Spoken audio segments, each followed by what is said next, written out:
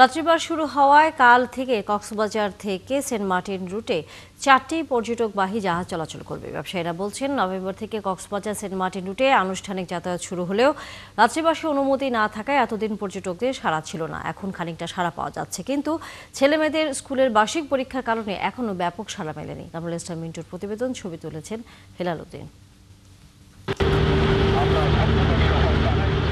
কক্সবাজার বিডব্লিউটিএ ঘাট, বাঁকখালী নদীর জলে ভাসানো বিলাসবহুল 12 আউলিয়া, কর্ণফুলী, ক্রুজ অ্যান্ড ডাইন সহ 4টি জাহাজ।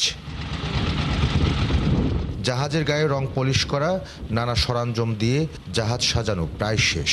কারণ কাল সোমবার থেকে পর্যটক নিয়ে সেন্ট মার্টিন যাবে 4টি জাহাজ।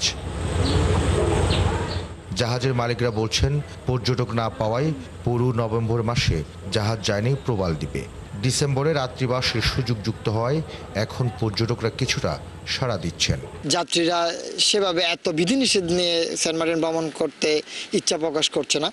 তবে আশা রাখছি যদি 2 মাসও যদি ভালোভাবে চালানো যায়, তবে আমাদের ক্ষতি কিছুটা পুষিয়ে আসবে। আর পর্যটন ব্যবসায়ীরা বলছেন, ডিসেম্বর জানুয়ারি সেন্ট মার্টিনে 2 মাস রাত্রি যাপনের সুযোগ দিলেও প্রবাল দ্বীপের ঝিমে পড়া পর্যটন শিল্প রক্ষা করা যাবে না।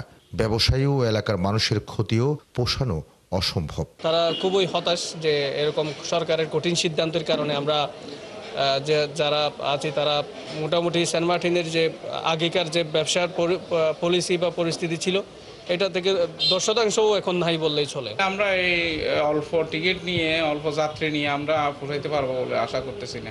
আর কক্সবাজার ট্যুর অপারেটর ওনার্স অ্যাসোসিয়েশনের সভাপতি বললেন, প্রবাল দ্বীপের পর্যটন নিয়ে নানা জটিলতার প্রভাব শুধু সেন্ট মার্টিন নয়, পুরো কক্সবাজারে পড়েছে।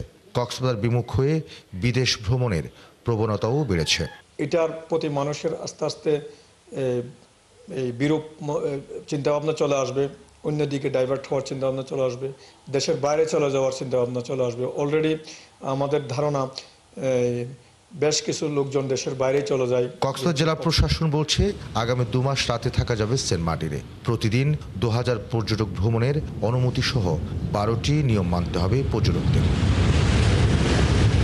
কামরুল ইসলাম মিন্টু, 71, কক্সবাজার।